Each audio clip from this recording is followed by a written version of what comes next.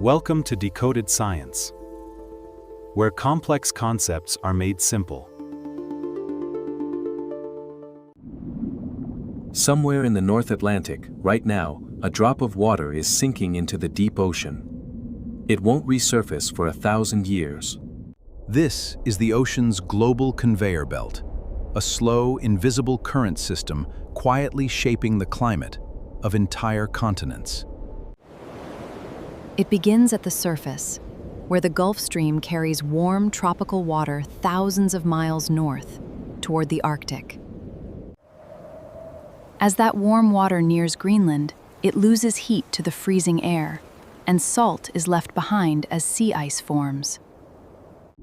Colder and saltier now, the water grows dense enough to sink, plunging thousands of meters toward the ocean floor.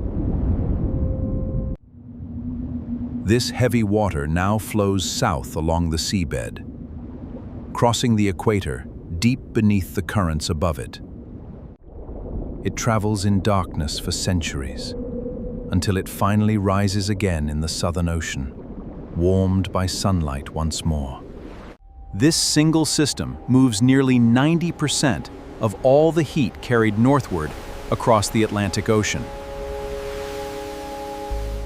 That's why Western Europe stays far warmer than other places at the same latitude.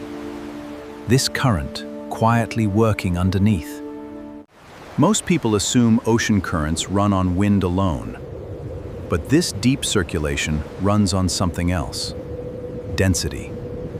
Scientists are watching this system closely now, concerned that melting ice could slow it down or stop it altogether. A single, slow-moving current, invisible from the surface, has been quietly steadying our climate for 1,000 years.